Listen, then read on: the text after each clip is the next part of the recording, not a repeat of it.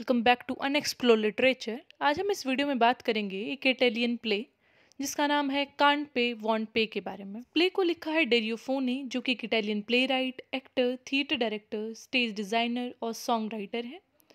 वो basically drama लिखते हैं और नोबेल प्राइज़ भी मिला है उन्हें 1997 के अंदर लिटरेचर में। उनके कुछ नोटेबल वर्क्स के नाम मैंने यहाँ पे दिए हैं, जो कि हैं accidental death of an anarchist, can't pay won't pay, Trumpets and Raspberries, Elizabeth Almost by Chance, A Woman, The Pope and the Witch, etc.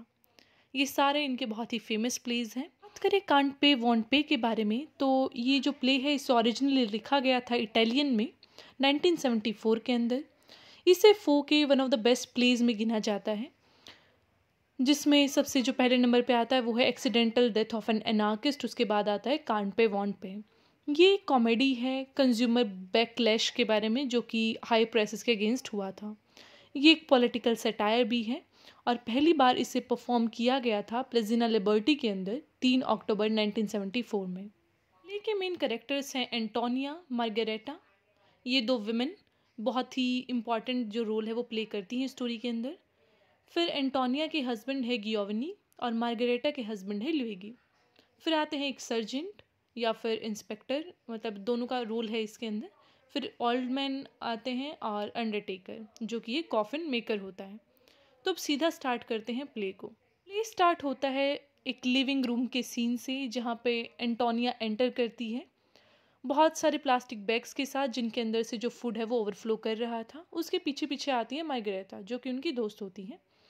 उनके पास भी बहुत सारे शॉपिंग बैग्स होते हैं।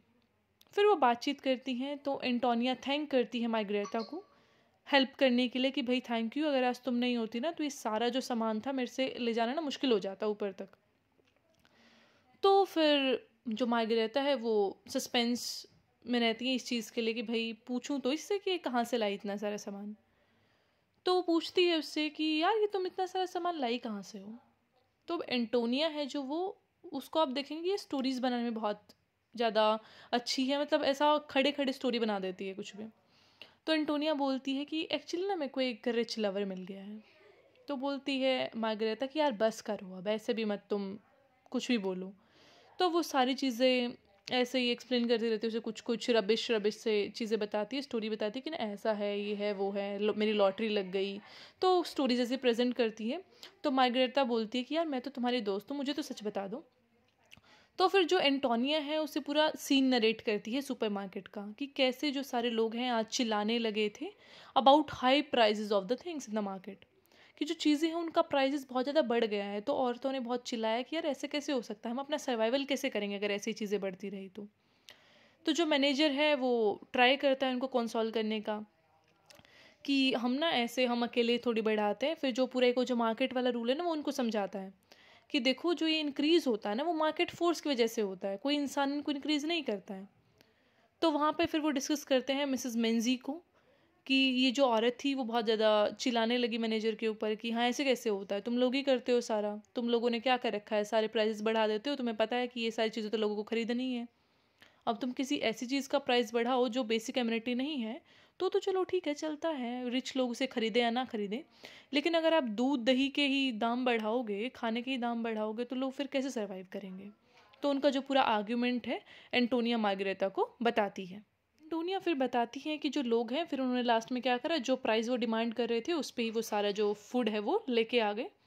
तो अब मार्गरेटा भी सोचती है कि यार काश मैं भी वहाँ पे होती तो मैं भी ये जो सारा सीन है ना उसका पार्ट बन पाती। फिर एंटोनिया ये भी बताती है कि सडनली क्या हुआ था, लोग ना ऐसे चिल्लाने लगे कि भाई पुलिस आ गई है, तो फिर ऐसे पूरा जो कंडीशन होता है ना रश का वो बन गया था।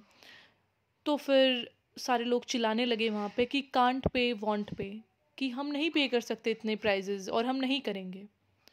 फिर फाइनली जो पुलिस आती है फिर उनको भी समझ नहीं आता कि हो क्या रहा है।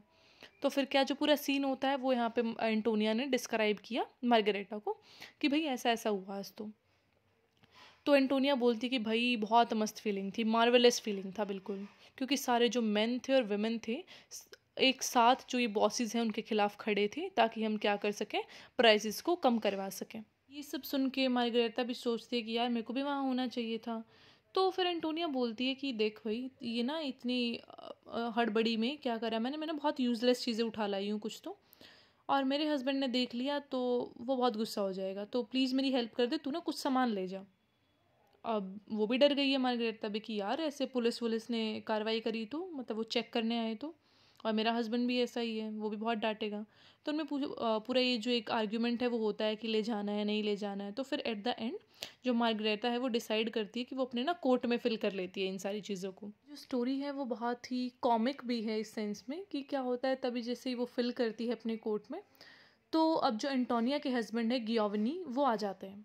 अब उसने देखा कि यार ये कैसा बेल्ट एक टेंट शेप कोट हो रखा है इसका मार्गरेटा का। तो जो मार्गरेटा है वो बोलती है कि एंटोनिया अब मैं चलती हूँ अपने घर। तो जैसे ही वो जाती है तो अब ये जो गियोवनी है वो पूछता है इससे कि भाई ये ऐसे कैसे हो रखी थी, मतलब अभी पिछले संडे मैंने देखा था तब तो ठीक थी। तो एंटोनिया अभी अभी स्टोरी बनाने में अपनी एंटोनिया एक्सपर्ट है ही, तो बोलती है कि ये ना प्रेग्नेंट है।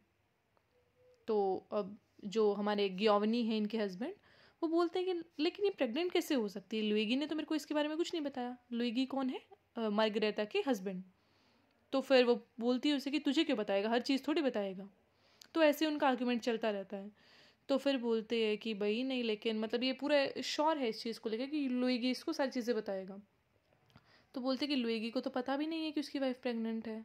फिर एंटोनिया बोलती लो देखो अब औरत उसकी प्रेग्नेंट है, उसे पता भी नहीं है। तो मतलब पूरा कॉमिक सीन चलता है यहाँ पे। If you read it in detail तो बहुत हंसी आने वाली है आपको। तो वहाँ पे यही बताया गया कि कैसे वो उसको पूरा ट्राई कर रही है कि आदमी मान जाए कैसे न कैसे। तो फिर जो गियोवनी है वो एट द एंड कुछ तरीके से बोलें तो कन्विंस भी हो जाता है उसके चीज़ों से कि भी हाँ होगी प्रेग्नेंट जैसे भी है। गियोवनी फिर उसे बताता है कि यार आज तो ना जो पूरा एक मीटिंग था मास वो हुआ था कैंटीन में लोगों का, और जो लोग हैं वो विदाउट पे करे ही मतलब वहाँ से निकल जाते हैं। तो पूरा ऐसे बता रहा है और कि बाद में मैं वहाँ से निकला ना जब कैंटीन से, फिर सुपरमार्केट में कुछ हो रहा था कि पता नहीं लोग कैसे हो गए हैं। फिर गियोवनी कहता है कि ना अब जो औरतें जिन्होंने पूरा इंसिडेंट करा ना सुपरमार्केट वाला, उनके हस्बैंड उन्हें कॉन्ग्रेचुलेट करेंगे जाके कि वो बहुत महान काम करके आई हो। तो अब एंटोनिया पहले तो सोचती है कि ये सच में ऐसा बोल रहा है क्या। तो वो बोलती है अच्छा ऐसी बात है, तो अगर तुम मतलब तुम्हारा क्या रिएक्शन होता अगर मैं ऐसा करती तो। फिर वो बोलता है कि भाई देख मैं तो छोड़ देता, मतलब मैं तो ना पूरा निकल ही जाता इस घर से, या तुम्हें निकाल देता है मैं निकल जाता। तो पूरा अपना रिएक्शन बता देती है। अब गियोवनी के आने से पहले एंटोनिया और मार्गरेटा ने मिलकर सारा सामान छुपा दिया था और कुछ वो ले गई थी मार्गरेटा कोट के अंदर छुपा के। उसके बाद क्या होता है, जो गियोवनी है उसको याद आता है कि भाई उसने तो खाना भी नहीं खाया। देन ही आस्क्ड एंटोनिया कि खाना दो कुछ। तो उसे सुपर मीट फॉर डॉग्स देती है। अब कुछ कुछ उठा के लेके आई हुई है वहाँ से हड़बड़ी में। तो वो बोलता है उसे कि ये क्या चीज़ है, मैं कुत्तों का खाना खाऊंगा। तो बोलती कि देखो और सारी चीज़ बहुत महंगी थी, यही मिलता है आजकल। फिर बोलता है चलो दूध ही दे दो। फिर वो बोलती है कि मतलब यार तुम समझ रहे हो, मतलब बाहर से लोग आए थे और वो हाफ रेट पे मिल्क दे रहे थे। मैं तुम्हारी वाइफ हूँ, मैं उसूलों की बहुत पक्की हूँ, मैं तुम्हें ऐसा दूध नहीं पिलाऊंगी जो मतलब हराम की कमाई से आया हुआ, ऐसा कुछ बोलती है वो। मतलब विल पे फॉर इट अच्छी तरह, जिस चीज़ का हमने पूरा प्राइस दिया हम वही चीज़ें लेंगे, हम इस इंसिडेंट में बिल्कुल पार्ट नहीं बनना चाहते। तो अभी खुश होता है कि ओ मेरी वाइफ तो बहुत उसूलों वाली है। फिर उसके बाद वो बोलता है यार कुछ तो दो फिर खाने को। फिर उसको वो पकड़ाती है मिलेट फॉर कैनरीज, मतलब बर्ड्स का खाना पकड़ाती है। और फिर उसको सिली रीजंस भी देती है कि तुम्हें ना ये खाना चाहिए, बहुत अच्छा होता है। अब ये जो एंटोनिया है ये बहुत ही एक तरीके से कहें सबसे कॉमिक करेक्टर मुझे लगती है। और जो स्टोरीज प्रेजेंट करती है मतलब इलॉजिकल बात को भी इतने अच्छे में प्रेजेंट करती है कि इंसान एक बार तो मान ही लेता है कि हाँ सच्ची कह रही होगी। तो अब एंटोनिया है जो बोलती है कि मेरे को मार्गरेटा के घर पे जाना है, आप ये खा पी लेना। तो जैसे ही वो जाती है मार्गरेटा के घर पे, उसके पीछे से क्या होता है, पुलिस आ जाती है इनके घर पे। पुलिस वही जो सुपरमार्केट वाला इंसिडेंट था उसके बारे में इंक्वायर करने आई थी कि कहीं इन्होंने सामान वगैरह तो नहीं छुपा रखा, तो सारे एरिया में ऐसे ही इंक्वायरी कर रही थी अपनी। तभी जो गियोवनी है वो अपना जो इशू है हाई प्राइसेस का वो सर्जेंट के सामने रखता है कि यार इतने हाई प्राइसेस हैं, अब लोग करें भी तो क्या करें, इसलिए तो ये सारे इंसिडेंट होते हैं। अब वो सर्जेंट था वो उससे भी दुखिया था। वो उसको बताता है कि यार मैं तो सही बताऊँ, मैं तो ना सच में मैं खुद ही परेशान हूँ, मैं इस सर्विस में हूँ लेकिन मैं अपनी सर्विस से ही परेशान हूँ। कि हमें गार्ड डॉग्स की तरह देखा जाता है रूलिंग क्लास के। हमें रखा गया है सिर्फ डिफेंड करने के लिए उनकी प्रॉपर्टी को, ताकि उनके राइट्स ना एक्सप्लॉइट होएं। मतलब हम उनके ना किकबैक्स की तरह हैं। हमारा कोई चॉइस नहीं है। अगर मेरे पास कोई चॉइस होता ना तो बाय गॉड मैं ये पुलिस सर्विस तो कभी ना लेता, क्योंकि जो ये लॉज हैं वो प्योरली बेनिफिट करते हैं रिच को। जो गरीब लोग हैं उनका इसमें कोई रोल ही नहीं है। अगर हमें रिफॉर्म करना है तो लोगों को ही रिफॉर्म करना होगा, क्योंकि सरकारें तो ये चीज़ें करने नहीं वाली हैं। तो वो यही बताता है कि जो कैपिटलिज्म और ऑपरेशन है ना वो बहुत ज़्यादा बढ़ता जा रहा है, और हमें जो मार्क्सिज्म का कॉन्सेप्ट है उसे फॉलो करना पड़ेगा अगर कुछ रिफॉर्म लाना है तो अब ऐसे ही जो गियोवनी और सर्जेंट हैं उनकी ऐसी बातचीत चलती है, और वो पूरा अपना दुख गा रहे हैं कि हाँ ऐसे हाई प्राइजेस हो गया है, कैपिटलिज्म एंड ये सारी चीज़ें वो डिस्कस करते हैं। में एंटोनिया और मार्गरेटा भी आ जाती हैं वापस। तो अब जो एंटोनिया है वो गियोवनी से पूछती है कि भाई कोई पुलिस इंक्वायरी हुआ था क्या, कि सारे एरिया में हो रहा है। तो वो बताता है कि हाँ मतलब हुआ था ऐसा, अपने घर पे तो ऑलरेडी आके जा चुके हैं वो। तो जो एंटोनिया और मार्गरेटा है तो मिसलीड करने की कोशिश करती है गियोवनी को। फिर जो मार्गरेटा है वो उससे पूछता है कि ये प्रेग्नेंट ऐसे, फिर उसकी जो प्रेगनेंसी है उसके सारे उस पर बात चलती है। तो पूरा सीन यहाँ पर डिस्क्राइब किया गया है कि भाई थोड़ा सा ये कैसे प्रेग्नेंट है नहीं है और वो सारी चीज़ें। फिर उसके बाद क्या होता है, सर्जेंट तो चला जाता है, अब एक इंस्पेक्टर आता है घर पे चेक करने के लिए उनके घर को कि भाई कुछ छुपा नहीं रखा है। तो वो ना क्रॉस चेक कर रहे हैं एक दूसरे को ही। अब जो गियोवनी है उसका पूरा कॉन्वर्सेशन होता है इंस्पेक्टर के साथ। इंस्पेक्टर बोलता है कि ना तुम मार्गरेटा को हॉस्पिटल क्यों नहीं लेके जाते हैं, क्योंकि वो क्या था, अब उसको मिसलीड करने के लिए इंस्पेक्टर को वो ऐसे चिल्लाने लग जाती है कि भाई ये तो लेबर पेन में है। तो अब पूरा इंसिडेंट वहाँ पे बताया गया कि कैसे वो एक्सक्यूज़ेस बनाती है।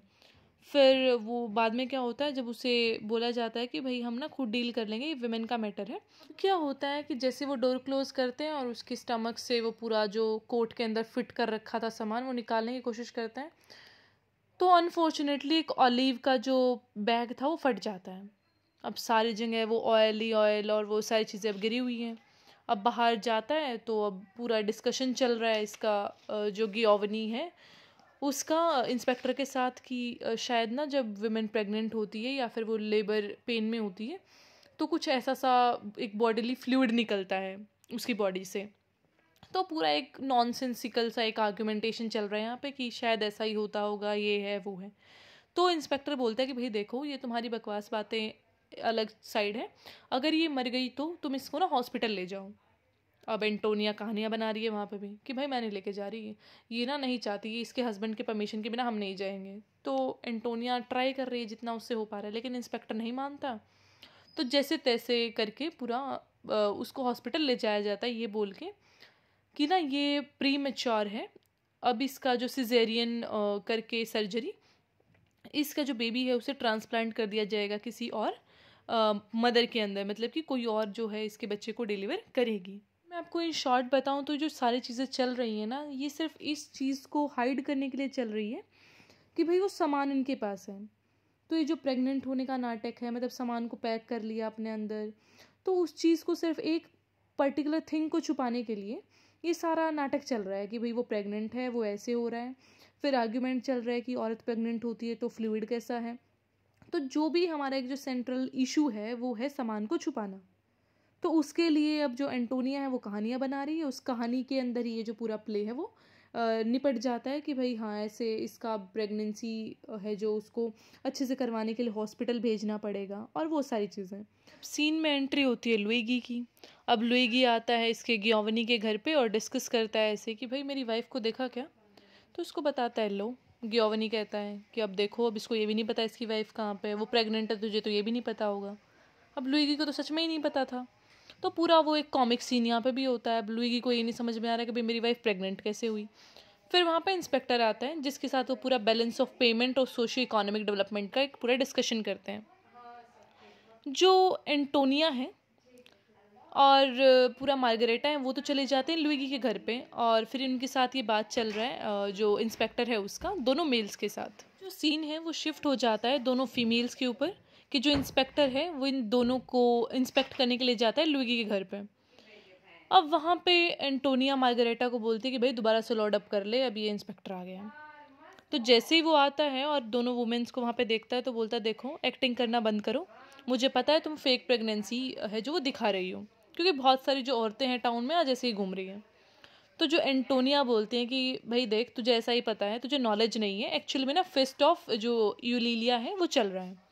अबे यूलिलिया कौन है? यूलिलिया एक्चुअल में एक पैटर्न सेंट है फर्टिलिटी की। तो पूरा स्टोरी सुना रही है, वो फेक है रियल है वो एक अलग इशू है, लेकिन वो पूरा स्टोरी वो हर केस में सुना देती है। मतलब हर बार उसके पास कुछ बात होता है बोलने के लिए एंटोनिया के पास, तो बोलती है कि इसलिए हम कर रहे हैं, जो भी इंसान ना मतलब अगर ऐसे चेक करेगा ना वो अंधा हो जाएगा। तो पूरा एक स्टोरी नरेट कर दिया उसने। अब इंस्पेक्टर बोलता है देखो पागल किसी और को बनाना, ऐसा कुछ नहीं होता है। तो इंस्पेक्टर बोलता है खोलो। तो जैसे ही वो अपना कोट खोलती है तो मार्गरेटा को बोल देती है कि यार तू भी खोल ले। तो वो खोल लेती हैं कोट दोनों। तो जो उनकी बेलीज थी वो पूरा सैलेड किससे भरी हुई थी, मतलब पूरा ग्रीन वेजिटेबल लटका हुआ है उनके बेलीज के ऊपर। और तभी इलेक्ट्रिसिटी कट हो गया क्योंकि उन्होंने रेंट पे नहीं कर रखा था, ना तो घर का ही रेंट पे कर रखा है, ना इलेक्ट्रिसिटी का ना गैस का। जो एंटोनिया है वो इंस्पेक्टर को पागल बनाना स्टार्ट कर देती है कि देखो अब तुम्हें दिख नहीं रहा ना, क्योंकि तुम्हारे ऊपर जो कर्स है ना वो आ गया है, क्योंकि तुमने हमारी बेलीज खुलवाई और तुमने ये जो पूरा एक फेस था इसके रूल को तोड़ा है, इसलिए तुम देख नहीं पा रहे हो। तो पूरा वहाँ पे उसको पागल बनाती है और एट द एंड वो ना गिर भी जाता है इसकी वजह से। फिर उसको कबर्ड में से पैक कर देती हैं, फिर उसको ऑक्सीजन देने की कोशिश करती हैं। तो बेसिकली ये स्टोरी कैसे चल रही है, स्टार्टिंग में इसने पूरा ऐसे छुपाया मार्गरेटा ने, बाद में एंटोनिया ने स्टोरी बना दी कि भाई ये तो प्रीमेच्योर डिलीवरी हो रही थी, इसकी वजह से मैं क्या कर रही हूँ, मैं इसके बच्चे को सिजेरियन के थ्रू अपने जो बेली है उसके अंदर डलवा रही हूँ, इसलिए हम दोनों का जो पेट है ना वो ऐसा स्वेलअप हो गया है। तो इसलिए फिर जब इनको इंस्पेक्टर ने खुलवाया तो इनके पेट से सैलेड निकलता है। अब इंस्पेक्टर को पागल बनाने के लिए बोल रहे हैं कि तुम्हारे ऊपर कर्ज आ गया है, किसका? यूलेलिया का, जिसको एक सेंट बोला जाता है फर्टिलिटी का। तो जो सारा सीन है वो ऐसे ही चल रहा होता है।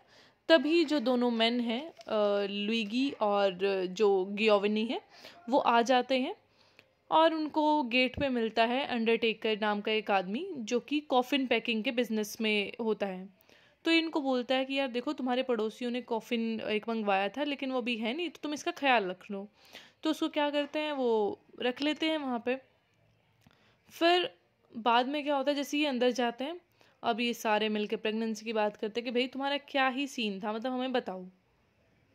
तो अब जो एंटोनिया है बोलती है यार देख अब मार्गरेटा अब हम इनसे और नहीं छुपा सकते, अब इनको सच बता देते हैं। तो इनको सारा सच बता देती है और अपनी बेलीज भी दिखा देती हैं।